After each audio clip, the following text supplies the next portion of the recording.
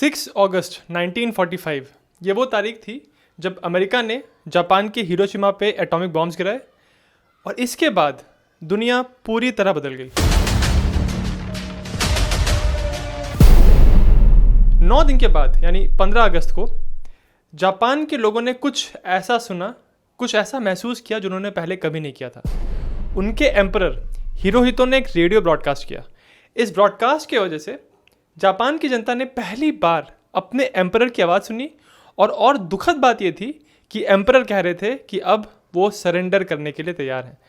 ये जापान के कल्चर के लिए बहुत बड़ी बात थी क्योंकि जापान में कल्चर था बुशिदो का, यानी हम लड़ाई से कभी पीछे नहीं हटेंगे, हम कभी सरेंडर नहीं करेंगे। अब उनके एम्परर जिनकी जापान की प्रजा ने कभी आवाज़ भी नहीं सुनी थी, वो आके कह रहे थे कि वो सरेंडर करना चाहते हैं। पर अगर 6 अगस्त की डेट को मिलिट्री और पॉलिटिकल पर्सपेक्टिव से देखें तो इस एक डेट ने पूरी वर्ल्ड हिस्ट्री पे एक बहुत बड़ा इम्पैक्ट किया था। अगर अमेरिका 6 अगस्त 1945 को जापान के ऊपर ये एटॉमिक बॉम्ब नहीं गिराता तो इमीडिएटली और आगे जाके जापान के साथ क्या होता? क्या बाकी अलाइड कंट्रीज मिलकर जापान को इन्वेड करते? क्या जापान आज वैसा ही होता जैसा आज दिखता है?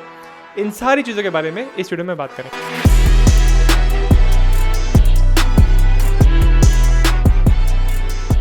कहानी शुरू होती है सेकेंड वर्ल्ड वॉर के टाइम के जापान से। उस समय जापान की पॉलिटिक्स और मिलिट्री के सारे फैसले कुछ लोग लेते थे। इन लोगों को इनफॉर्मली द बिग सिक्स कहते थे, पर फॉर्मली इस ग्रुप का नाम था the supreme council for the direction of the war. War के दौरान जापान के अंदर कोई भी बड़े फैसले अगर लिए गए हैं तो ऐसा हो नहीं सकता कि इन 6 लोगों की रजामंदी ना हो। इन 6 लोगों के अलावा 2 लोगों की और जापान की पॉलिटिक्स में, वहाँ की मिलिट्री में कुछ उनकी पावर थी। एक थे जापान के एम्परर हिरोहितो और दूसरे थे एम्परर के intimate adviser, keeper of the privy seal, Kido Koichi. जब ये वॉर खत्म हुआ उसके बाद जब अमेरिका ने जापान के आर्काइव्स को हथियाया, वहाँ पे सारे डॉक्यूमेंट्स को सीज किया, सारे डॉक्यूमेंट्स को स्टडी करने के बाद कहीं भी ऐसा कोई प्रूफ, कोई सबूत नहीं दिखा जिसमें ये पता चले कि जापान के लीडर्स बिग सिक्स किसी भी पॉइंट पे सरेंडर की बात कर रहे थे या सरेंडर के बारे में सोच रहे थे। पर ऐसे डॉक्यूमेंट्स जरूर मिले जिनमें ये लिखा था कि 6 अगस्त की हिरोशिमा की बॉम्बिंग के बाद, फिर 8 अगस्त को जब सोवियत यूनियन ने इन्वेजन किया, उसके बाद 9 अगस्त की बॉम्बिंग के बाद पहली बार ये बिग सिक्स साथ में आए और उन्होंने सीरियसली कंसीडर किया था कि हमको सरेंडर करना चाहिए। अब जब डिस्कशन शुरू हुए तो 6 में से 3 लीडर्स ऐसे थे जो कह रहे थे कि हमको सरेंडर कर देना चाहिए, बस एक कंडीशन है कि हमारे एम्परर हिरोहितो को ये लोग टच ना करें और जापान के अंदर जो इंपीरियल सिस्टम चल रहा है जिसमें एम्परर की वो पोजीशन है कि वो सबसे ऊपर है, उनको कोई टच नहीं कर सकता, उनका वर्ड फाइनल होता है, वो सिस्टम हमारा बरकरार रहना चाहिए। अगर इस एक कंडीशन को एलाइज मान लेते हैं तो हम सरेंडर करने के बारे में सोच सकते हैं। पर जो बाकी 3 लोग थे वो कह रहे थे कि ना, इतने से काम नहीं चलेगा। बाकी 3 लोग ये भी कंडीशन लगा रहे थे कि पहला, हमारे जितने जापानीज सोल्जर्स हैं जो बाकी जापान के बाहर किसी मिलिट्री कैंपेन पे हैं, कहीं कहीं और डिप्लॉयड हैं, उन सबको सेफली वापस लाने दिया जाए। जापान के ऊपर कोई एलाइड मिलिट्री का ऑक्यूपेशन ना किया जाए और अगर एलाइड लीडरशिप को लगता है कि जापान में वॉर क्राइम्स हुए हैं, जापान के मिलिट्री लीडर्स ने बहुत गलत काम किए हैं, तो उनके ऊपर अगर कोई ट्रायल्स करवाने हैं तो वो ट्रायल्स एलाइज नहीं करवाएंगे, वो ट्रायल्स होंगे जापान के अंदर और जापान खुद उन ट्रायल्स को कंडक्ट करेगा। ये सारी कंडीशंस अगर एलाइज मानते हैं तब हम सरेंडर के बारे में सोच सकते हैं। पर अगर आप इन कंडीशंस को ध्यान से देखो तो ये साफ दिख रहा है कि ये 3 लीडर्स नहीं चाहते थे कि किसी भी तरीके से उनकी लीडरशिप, उनकी पावर एलाइज लोगों के हाथ में आ जाए, क्योंकि अगर ऐसा होता है तो एलाइज चुन चुन के इन सबको पकड़ेंगे, इनके खिलाफ केस चलाएंगे, फिर क्या सजा देंगे क्या मालूम। तो यहाँ पे आके बिग सिक्स ये 2 हिस्सों में बढ़ गए थे। यहाँ पे एक डेडलॉक हो गया था और उसी डेडलॉक को फिर एम्परर हिरोहितो ने तोड़ा।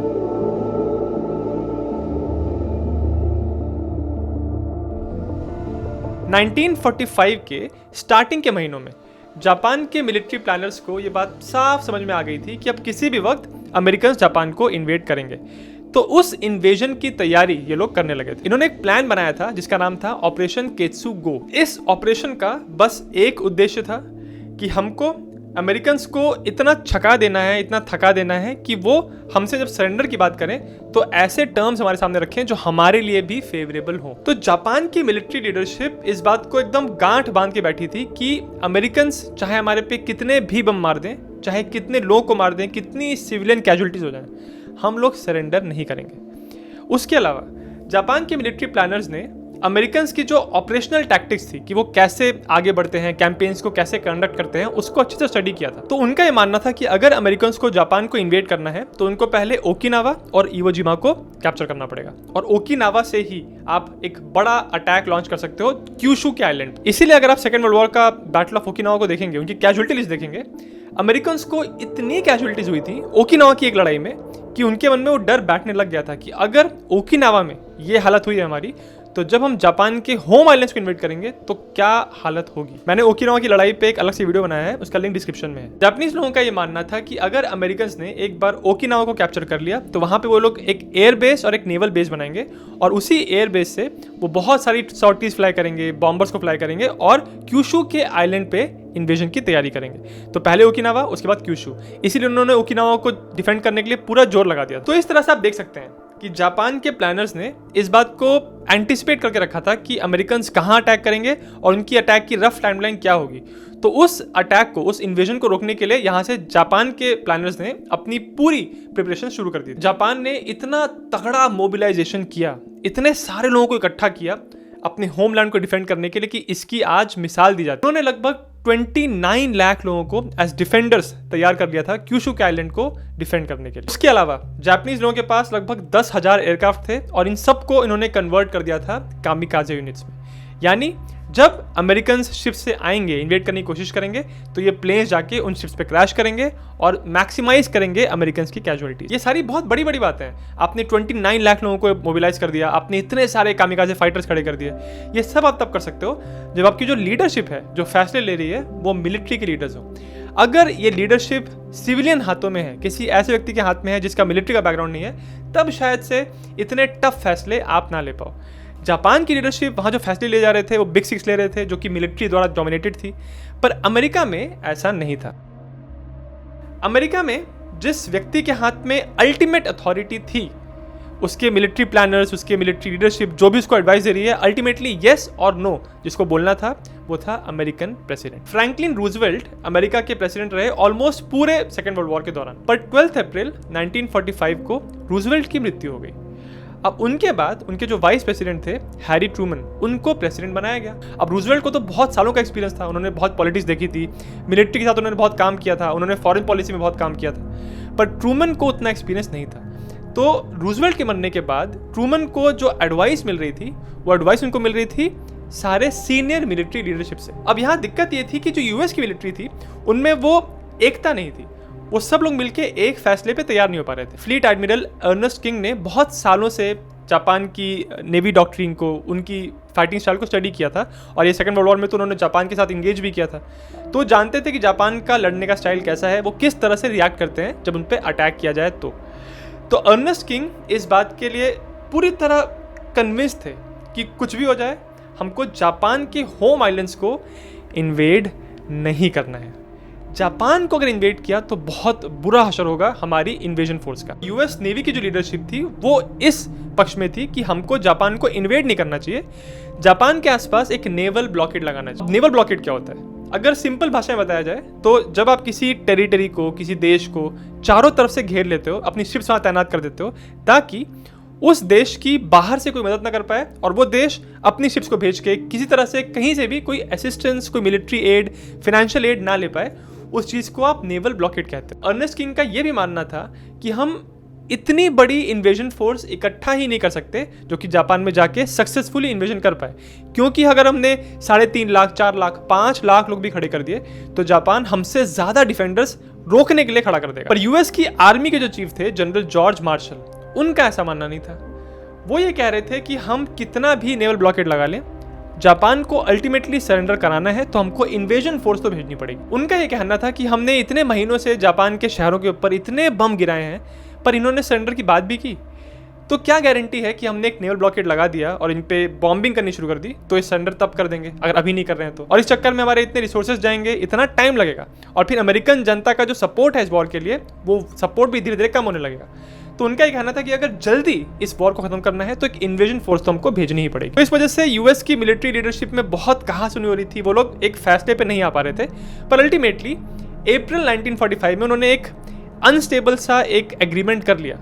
प्लान ये बना कि जापान का इन्वेजन तो करना पड़ेगा, ये इन्वेजन किया जाएगा 2 फेजेस। इसका जो फर्स्ट फेज होगा उसका नाम होगा ऑपरेशन ओलंपिक।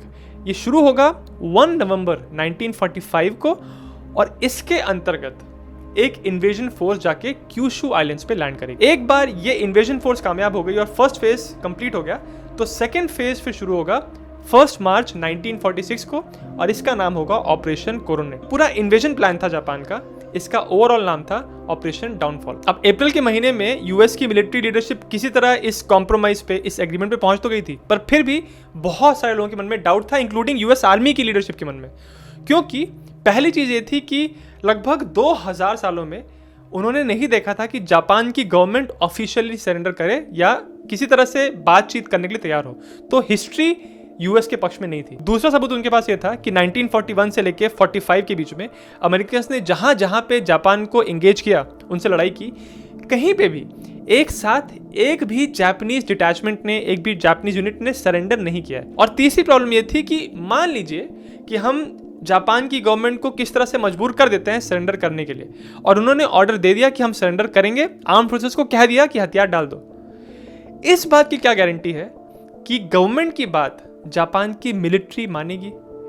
आज भी आप देखिए कुछ देश दुनिया में ऐसे हैं जो कहने के लिए तो हैं कि सिविलियन गवर्नमेंट उनको चला रही है, पर अल्टीमेटली उस देश में जिसका सिक्का चलता है वो मिलिट्री के टॉप लीडर्स ही होते हैं। यानी उन देशों को वहां की सिविलियन गवर्नमेंट नहीं बल्कि वहां की मिलिट्री चलाती है। तो अगर ऐसी सिचुएशन जापान के अंदर खड़ी हो गई कि गवर्नमेंट तैयार है सरेंडर करने के लिए पर मिलिट्री नहीं मान रही है, तो भी नुकसान ही है, क्योंकि इन्वेजन करने का कोई फायदा ही नहीं हुआ। उसके बाद जुलाई और अगस्त के महीने में अमेरिकन को जापान के बारे में कुछ नई इंफॉर्मेशन प्राप्त। पहले जो उन्होंने प्लानिंग की थी यूएस मिलिट्री ने, उनकी प्लानिंग के हिसाब से जब वो क्यूशू आइलैंड्स को इन्वेड करेंगे तो इनकी इन्वेजन फोर्स लगभग 6.5 लाख लोगों की होगी। इसमें कॉम्बैट ट्रूप्स होंगे, लॉजिस्टिक्स के लोग होंगे, सपोर्ट के लोग होंगे, ये पूरी फोर्स इतनी बड़ी होगी। उन्होंने सोचा था कि जापान के डिफेंडर्स जो वहाँ पे खड़े होंगे, जो हमारा सामना करने के लिए वहाँ पे होंगे, उनकी संख्या होगी लगभग 3 से 3.5 लाख। पर जुलाई और अगस्त के महीने में ऐसी रिपोर्ट्स इनको मिल रही थी जिसमें यह दिख रहा था कि 3-3.5 लाख नहीं, लगभग कम से कम 7 लाख जापानीज डिफेंडर्स उनको क्यूशू पे मिलेंगे। उसके साथ साथ यह भी दिख रहा था लगभग 6000 से 8000 जापानीज एयरक्राफ्ट भी वहां पे होंगे। इन एयरक्राफ्ट का काम क्या होगा? कामिकाज़े अटैक्स करके इस इन्वेजन फोर्स को परेशान करना, उनकी शिप्स को डिस्ट्रॉय करना, और जो पूरी इन्वेजन फोर्स आ रही है उसको ठीक से लैंड नहीं होने देना। तो अब अमेरिकन प्रोजेक्शंस कर रहे थे कि क्यूशू के आइलैंड का जो नीचे का सिर्फ 1/3 हिस्सा था, सिर्फ उतने से हिस्से को कैप्चर करने के लिए अमेरिकन को लगभग 1.5 लाख से लेके 5 लाख लोगों की कैजुअलिटीज होंगी। और उसमें अगर डेथ की बात की जाए तो 35,000 से लेके लगभग 1.5 लाख अमेरिकन मारे जाएंगे, सिर्फ 1/3 ऑफ क्यूशू को कैप्चर करने के लिए। ये अमेरिकन के लिए एक बहुत ही बड़ी कीमत थी, आप कह सकते हैं एक नामुमकिन कीमत थी, क्योंकि यूरोपियन वॉर में, जो सेकेंड वर्ल्ड वॉर में अमेरिकन यूरोप में गए थे लड़ने के लिए, उसमें किसी भी एक थिएटर में किसी एक छोटे से रीजन को कैप्चर करने के लिए इतनी कैजुअलिटीज उनको नहीं हुई थी। तो अगर सिर्फ क्यूशू के 1/3 में इतनी कैजुअलिटीज हो रही हैं तो भाई जापानीज होम आइलैंड्स को पूरी तरह कंट्रोल करने के लिए कहाँ कितने लोग मारे जाएंगे। तो ये तो क्लियरली नजर आ गया था कि अमेरिकन इतनी कैजुअलिटीज तो नहीं ले सकते। तो फिर घूम के बात आ गई, इनके पास 2 ऑप्शन थे। पहला ऑप्शन डिप्लोमेसी, बातचीत करके सरेंडर करवाया जाए। दूसरा ऑप्शन था नेवल ब्लॉकेड और बॉम्बार्डमेंट। अब अगर डिप्लोमेसी की बात करें तो बातचीत आप तब करते हो किसी गवर्नमेंट के साथ, किसी देश के साथ, जब आपको पता है कि वहां की जो टॉप लीडरशिप है, जो फैसले लेने वाले लोग हैं, वो सिविलियंस हैं। क्योंकि जब सिविलियन गवर्नमेंट होती है तो जनरल तौर पे वो जनता के वेलफेयर के साथ, उनकी क्या हालत हो रही है उसके साथ ज़्यादा सिंपैथेटिक होते हैं, उनकी ज़्यादा सहानुभूति होती है जनता की जनरल कंडीशन के साथ। जो मिलिट्री लीडरशिप होती है उनका बस ये इंटेंशन होता है कि हमको मिलिट्री के स्टैंड पॉइंट से जीत हासिल करनी है, वो सिर्फ जीत हार में इंटरेस्टेड होते हैं। इसीलिए आप दुनिया के किसी भी देश को उठा के देख लीजिए, जब बैटलफील्ड पर लड़ाई होती है तो मिलिट्रीज आमने सामने होकर हार या जीत का फैसला करती हैं। जब सीज फायर होता है तो फिर डिप्लोमैट्स आते हैं, डिप्लोमेसी से बातचीत करके कुछ सॉल्यूशन या कोई कॉम्प्रोमाइज रीच करने की कोशिश की जाती है। अगर आप मिलिट्री के लोगों को वहां बैठा देंगे तो ये बहुत कम चांसेस है कि आपको एक फेवरेबल आउटकम या आपको पीस की बात सक्सेसफुली आप कर पाएंगे। और क्योंकि अब जापान की जो पॉलिटिकल लीडरशिप थी वो डोमिनेटेड थी मिलिट्री के लोगों द्वारा, इसी वजह से अमेरिकन को नहीं लग रहा था कि वो जापान की लीडरशिप को, जो मिलिट्री लीडरशिप है, उनको बातचीत करने के लिए मनवा सकती है। क्योंकि भाई ये तो तैयारी करके बैठे हैं ऑपरेशन केत्सुगो की, ये तो चाहते हैं कि अमेरिकन इन्वेजन फोर्स आए और इनसे हम मुकाबला करें। तो डिप्लोमेसी का ऑप्शन खत्म। फिर दूसरा ऑप्शन आता है नेवल ब्लॉकेड और बॉम्बार्डमेंट। इस स्ट्रैटेजी में एक नया अपडेट तब आया जब एक अमेरिका की सर्वे टीम जर्मनी में गई वॉर खत्म होने के बाद, और वहां पे जाके उन्होंने सर्वे किया कि अमेरिकन्स ने और एलाइड साइड ने जो बॉम्बिंग की जर्मनी के ऊपर, उसमें किस चीज का हमको सबसे ज्यादा फायदा हुआ। हमारी बॉम्बिंग के कौन से ऐसे एस्पेक्ट थे जिसने जर्मनी को सरेंडर करने के लिए मजबूर किया। और इस सर्वे में जो बातें सामने निकल के आई, उसमें से सबसे इंपॉर्टेंट बात यह थी कि जितनी भी बॉम्बिंग की गई जर्मनी के ऊपर, जो शहरों पे बॉम्बिंग की गई, वो उतनी इफेक्टिव नहीं थी जितनी इफेक्टिव वो बॉम्बिंग थी जो हमने जर्मनी के इंडस्ट्रीज को टारगेट करके की थी। जो बॉम्बिंग हमने जर्मनी के ऑयल रिजर्व्स पे की, उनके एम्युनिशन डिपोज पे की, वो सबसे ज्यादा इफेक्टिव। इस नॉलेज के साथ अब अमेरिकन मिलिट्री लीडरशिप ये सोच रही थी कि हमको जो बॉम्बिंग करनी है जापान की, वो सिविलियंस के ऊपर नहीं करनी है, क्योंकि अभी तक उन्होंने सिविलियंस पे बॉम्बिंग की थी। टोक्यो पे उन्होंने अपने इंसेंडियरी बॉम्ब्स गिराए थे जिसमें 1 लाख से ज्यादा लोग मारे गए थे, क्योंकि टोक्यो एक डेंसली पॉपुलेटेड जगह थी, वहां पे घर लकड़ी के थे, इतने लोग मारे गए थे, पर फिर भी जापान की लीडरशिप सरेंडर के लिए तैयार नहीं थी। तो अब अमेरिकन मिलिट्री सोच रही थी कि हमको सिविलियन सिटीज पे बॉम्बिंग नहीं करनी है, हमको ऐसी बॉम्बिंग करनी है जहां पे हम मैक्सिमम डैमेज कर पाए। और इसीलिए उनकी प्रायोरिटी लिस्ट कुछ ऐसी थी। सबसे टॉप प्रायोरिटी टारगेट्स थे 56 जापानीज रेलवे यार्ड्स और रेलवे फैसिलिटीज। उसके बाद नेक्स्ट प्रायोरिटी थी 13 ब्रिजेस, जो कि जापान के ट्रांसपोर्टेशन सिस्टम के लिए बहुत ज़्यादा क्रिटिकल थे। ऐसे 13 पुल थे जिनको अगर डिस्ट्रॉय कर दिया तो जापान का ट्रांसपोर्टेशन बहुत बुरी तरह इफेक्ट हो। और उसके बाद तीसरी प्रायोरिटीज थी ऐसी फैक्ट्रीज जो वॉर से रिलेटेड मटेरियल बना रही है, एयरक्राफ्ट बना रही है। इस स्ट्रैटेजी को जब आप ऊपर से देखो तो इसमें एक बहुत अच्छी बात क्या है, जब आप इन जगहों पे बॉम्बिंग करते हो तो आप ये इंश्योर करते हो कि सिविलियन कैजुअलिटीज मिनिमाइज हो जाएंगी। क्योंकि जब आप टोक्यो पे बॉम्बिंग कर रहे थे तो आपने इतने सारे सिविलियंस को मारा, ऐसे लोगों को मारा जो वॉर में इन्वॉल्व ही नहीं थे। पर जब आप इन स्ट्रेटेजिक जगहों पे कर रहे हो, रेलवे यार्ड्स पे कर रहे हो, या फिर अगर आप ऐसी जगहों पे कर रहे हो जहां पे वेपन्स बनाए जा रहे हैं, तब भी सिविलियन कैजुअलिटीज होंगी, पर तब उनकी संख्या रिलेटिवली कम होगी। पर यह स्ट्रैटेजी अगर ढंग से देखा जाए तो बहुत ज़्यादा घातक थी, क्योंकि अगर रेलवे फैसिलिटीज़ पे, उनके यार्ड्स पे, या फिर ऐसी जगहों पे जहाँ पे ब्रिज लगे हुए हैं वहाँ पे बॉम्ब्स गिराए जाते, तो जापान का जो ट्रांसपोर्टेशन सिस्टम था, जिससे अनाज लोगों तक पहुँच रहा था, रिसोर्सेज लोगों तक पहुँच रहे थे, उन रिसोर्सेज को पहुँचाने में तकलीफ होती, जिसके वजह से एक बहुत बड़ी जापानीज आबादी को अपने घरों को छोड़ के कंट्री साइड की तरफ मूव करना पड़ता, यानी शहरों से दूर,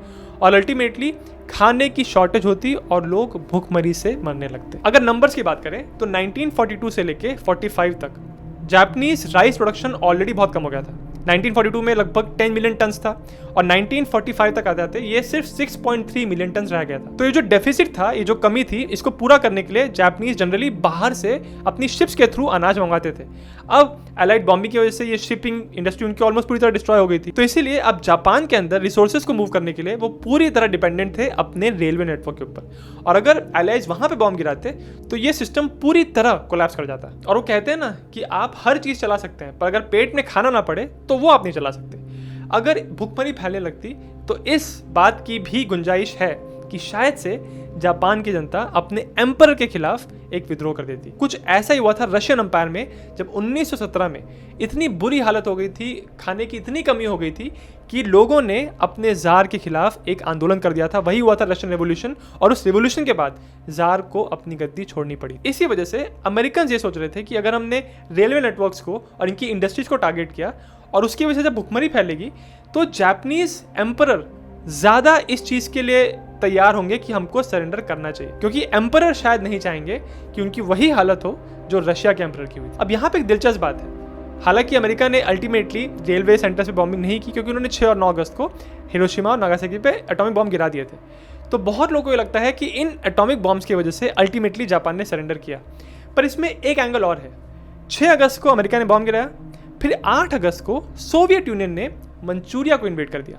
अब मंचूरिया में उस समय जापानीज ऑक्यूपेशन था। अब वहां पे जो जापान की क्वांटिंग आर्मी थी उसको एक झटके में सोवियत आर्मी ने डिस्ट्रॉय कर दिया और वो आगे बढ़ते जा रहे थे। ये न्यूज जब जापान की मिलिट्री लीडरशिप को मिली तो उनको दिखाई तो पड़ गया कि अगर इन्वेजन, लैंड इन्वेजन भी हम पे आता है तो शायद से हम उनको रोक नहीं पाएंगे।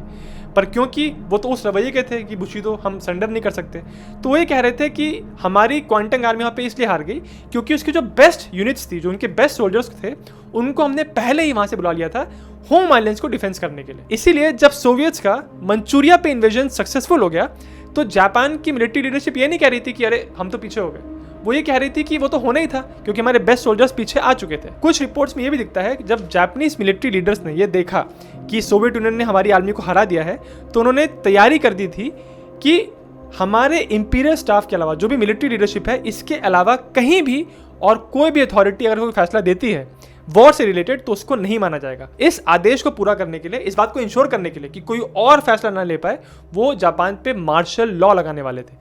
इसका मतलब ये होता कि अगर सोवियत यूनियन जापान के थोड़ा और अंदर आते तो एम्परर भी शायद से सरेंडर की बात नहीं कर पाते, क्योंकि तब तक जापान की मिलिट्री लीडरशिप ने मार्शल लॉ लगा दिया होता और सारा डिसीजन मेकिंग का जो पावर है वो बस उनके पास रहता। एम्परर भी फिर शायद से पावरलेस हो जाते। इसी वजह से आज भी इस बात पे बहुत डिबेट होता है कि जापान ने जो सरेंडर किया उसके पीछे मेन कारण क्या था, अमेरिकन का बॉम्ब गिराना या सोवियत यूनियन का सक्सेसफुल इन्वेजन जिसमें जापानीज आर्मी को हारना पड़ा था। जो लोग ये कहते हैं कि अमेरिकन ने बॉम्ब गिराया इस वजह से जापान ने सरेंडर किया था, इस आर्ग्यूमेंट के फेवर में एक तर्क ये दिया जाता है कि वॉर खत्म होने के बाद जब जापानीज प्राइम मिनिस्टर सुजुकी से पूछताछ की गई तो उन्होंने कहा कि हमने सरेंडर इसलिए किया क्योंकि अमेरिकन ने एक ऐसा बॉम्ब गिराया था जिसमें सुपर नेचुरल पावर थी। हमारी पूरी स्ट्रैटेजी केत्सुगो इस बात पे आधारित थी कि जब अमेरिकन हमारे होम आइलैंड्स पे आएंगे, हमारे घर में आएंगे, तब हम इनको इतनी कैजुअलिटीज देंगे कि अल्टीमेटली जब सरेंडर की बात होगी तो हमारे फेवर में कुछ डिसीजंस लिए जाएंगे।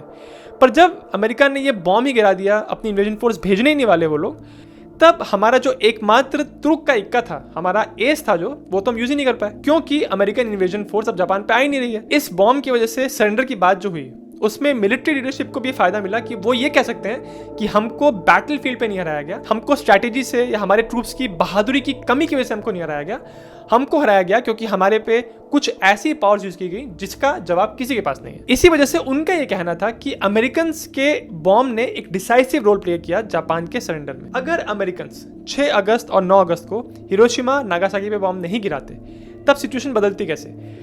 जो सोवियत यूनियन का इन्वेजन था वो तो फिर भी होता, क्योंकि स्टालिन ने पोट्सडम कॉन्फ्रेंस में इस बात पे वादा कर दिया था कि वो अमेरिकन की हेल्प करेंगे जापान को इन्वेड करने के लिए। तो वो इन्वेजन तो करते, शायद से इन्वेजन कुछ दिन और या मे बी 1-2 हफ्ते और डिले होता। जब इन्वेजन होता तो ये तो हमने ऑलरेडी देख लिया था कि सोवियत यूनियन ने मंचूरिया से पूरी तरह वहां की जापान की आर्मी को हरा दिया था। इसके बाद वो और आगे बढ़ते और जापान की होम आइलैंड्स की बहुत सारी टेरिटरी शायद से कैप्चर कर लेते। दूसरी तरफ अमेरिकन ने अगर ये बॉम्ब नहीं गिराया होता तो वो क्या करते? वो मोस्ट लाइकली वही कन्वेंशनल बॉम्बिंग कंटिन्यू करते और वो शायद बॉम्ब करते फिर रेलवे नेटवर्क्स के ऊपर, इंडस्ट्रीज के ऊपर, ताकि जापान की जो वॉर मेकिंग एबिलिटी है वो धीरे धीरे बिल्कुल खत्म हो जाती और जापान की सिविलियन पॉपुलेशन में भूखमरी फैलने लगती, जिसकी वजह से बहुत सारे लोग मारे जाते। उसके ऊपर से एक ये भी फैक्टर निकल के आता है कि अमेरिकन इस बात से नर्वस होते कि सोवियत यूनियन लगातार आगे बढ़ते जा रहा है और जापान के होम आइलैंड्स पे अपना दबदबा बढ़ा रहा है। उस दबदबे को और बढ़ने से रोकने के लिए ये हो सकता है कि अमेरिकन अल्टीमेटली जापान को इन्वेड करते, पर अब उनकी जो इन्वेजन की साइट थी वो क्यूशू आइलैंड की जगह पे होती, नॉर्दर्न होन्शू, ताकि वो सोवियट्स को रोक सके कि वो और जापानीज टेरिटरी कैप्चर ना कर पाए। इस इन्वेजन में इस बात में कोई दो राय नहीं है कि अमेरिकन को बहुत सारी कैजुअलिटीज होती, क्योंकि जापानीज मिलिट्री लीडरशिप सरेंडर के लिए तैयार नहीं होती और लड़ाई चलती रहती। इसका ये भी मतलब होता कि इतने सारे अमेरिकन और एलाइड प्रिजनर्स ऑफ वॉर जो जापान के पास थे उनकी भी डेथ होती, लगभग 3 लाख लोगों की। तो ये सारी बातें आपने सुन ली और आपको ये समझ में आ गया होगा अब तक कि जापान का प्लान क्या था अमेरिकन को रोकने का अगर वो इन्वेड करते हैं तो, और अमेरिकन क्या सोच रहे थे अगर वो बॉम्ब नहीं इस्तेमाल करते हैं तो अगर 6 और 9 तारीख की बॉम्बिंग नहीं होती तो इमीडिएटली क्या होता? अमेरिकन अपनी कन्वेंशनल बॉम्बिंग चालू रखते और वो जापान के रेलवे नेटवर्क्स और उनकी इंडस्ट्रीज पे हमला करते, जिसकी वजह से अल्टीमेटली बहुत लाखों लोग मारे जाते और उससे बहुत ज़्यादा लोग अपने घर से बेघर हो जाते। दूसरी चीज़, वो ऑपरेशन ओलंपिक जो उनका इन्वेजन का पहला फेज था उसको स्टार्ट कर देते और क्यूशू आइलैंड्स पे शायद से इन्वेजन फोर्स भेज देते, जिसमें उनको ऐसा लग रहा था कि लगभग 30,000 से 1.5 लाख लोग मारे जाएंगे। ओवरऑल कैजुअलिटीज के नंबर लगभग 5 लाख तक हो सकते हैं और लगभग इतनी ही कैजुअलिटीज जापानीज की भी होती। उसके ऊपर से जापान के पास जो इतने सारे एलाइड प्रिजनर्स ऑफ वॉर थे वो सारे मारे जाते हैं, लगभग 3 लाख लोग। अब क्योंकि सोवियट्स ने सक्सेसफुली मंचूरिया को इन्वेड कर दिया था, वहां वो जीत गए थे, तो ऐसा पॉसिबल है कि वो जापान की होम आइलैंड्स को भी इन्वेड करते और धीरे धीरे आगे बढ़ने लगते।